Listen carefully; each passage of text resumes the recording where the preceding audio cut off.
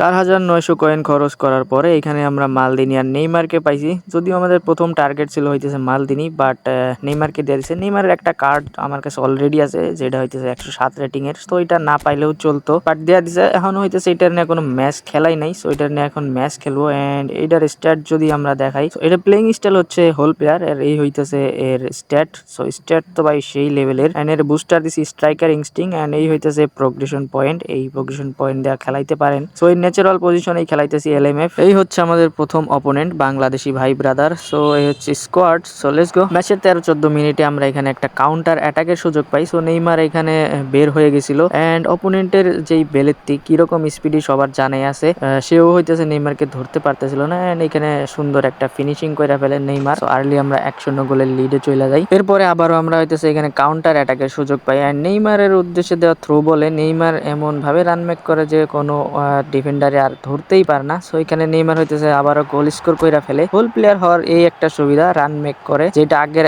যেই কার্ডটা নিয়ে খেলতাম ওইটা কিন্তু করতেছিল না, কারণ ওইটা হইতেছে প্রলিফিক উইঙ্গার আর এইটা হইতেছে hole player. So hole player হইতেছে রান মেক করতে থাকে, বক্সের ভিতরে চান্স নেওয়ার ট্রাই করে, এন্ড যেটা এইটা খুব ভালো করে করতেছিল এই নেইমার। এরপরে আবারও সুন্দর একটা সুযোগ পাই এখানে নেইমারকে দিয়ে গোল করানোর, কিন্তু এই গোলটা করতে পারে নাই। সুন্দর একটা ট্যাকেল করে ফেলে অপোনেন্ট, যার ফলে হইতেছে এখানে গোল টোল হয় না। সো এই ম্যাচে আর কোনো গোল হয় না, যার জন্য আমরা হইতেছে 2-0 গোলে এই ম্যাচ জিতে যাই। এখানে নেইমার হইতেছে এমভিপি। এন্ড সেকেন্ড ম্যাচ এখানে ইন্ডিয়ান ভাইয়ের সাথে, এন্ড হি হচ্ছে স্কোয়াড। সো এই ভাইয়ের সাথে খেলা পড়ার সাথে সাথে এই ভাই শুধু ক্রস করার ট্রাই করতেছিল, বাট মালদিনি এখানে সুন্দরভাবে ক্লিয়ার করে ফেলে। এন্ড এরপরে হইতেছে আমরা এখানে কাউন্টার দিতে পারি, এন্ড এখানে মাইকেল ওয়েনের সুন্দর একটা থ্রো বল আর এমবাপ্পের সুন্দর ফিনিশিং এর কারণে আমরা এখানে 1-0 গোলে লিডে যাই।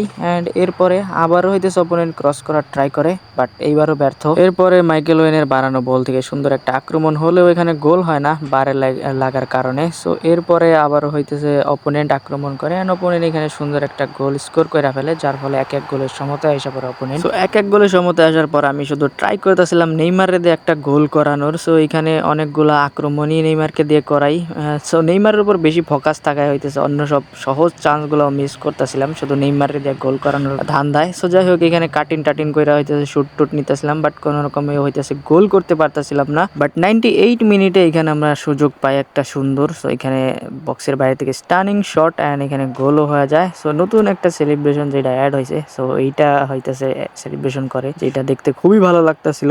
একেবারে হইতেছে ম্যানেজার প্লাস হইতেছে টিমের যত স্টাফ আছে সবাই মিলে এই সেলিব্রেশনটা করে। দর্শকরাও নাকি সেলিব্রেশন করে, বাট এখানে তো দর্শক দেখাই যাইতেছে না লো গ্রাফিক্সের কারণে। হাই গ্রাফিক্স হইলে দেখা যাইতো, বাট আমার এটা হইতেছে হাই গ্রাফিক্সে তো ভাই গেম প্লে করা যাবে না। সো যাই হোক, এই ম্যাচ আমরা হইতেছে 2-1 গোলে জিতে যাই। আর এই ম্যাচেও হইতেছে এমভিপি নেইমার। সো নেইমারকে দিয়ে অনেকগুলা ম্যাচই খেলাই পরে, এন্ড নেইমারের যদি হইতেছে স্ট্যাটটা দেখাই তাহলে দেখতে পারবেন এখানে 8টা হইতেছে ম্যাচ খেলা হয়েছে, এন্ড 7টা গোল আর 2টা অ্যাসিস্ট এখানে করে ফেলছে। সো এই নেইমারের বিশেষ যেই বিষয়টা সেইটা হইতেছে হোল প্লেয়ার হওয়ার কারণে সুন্দর রান মেক করতেছিল, এন্ড ঠিকঠাক সময় হইতেছে বক্সে যা পৌঁছাইতেছিল। সো আপনারা চাইলে এটার হইতেছে অ্যাটাকিং মিড বা স্ট্রাইকার এন্ড এসএস পজিশনেও খেলাইতে পারবেন, যেহেতু hole player. So run make করবে, ওটা নিয়ে কোনো প্যারা নাই।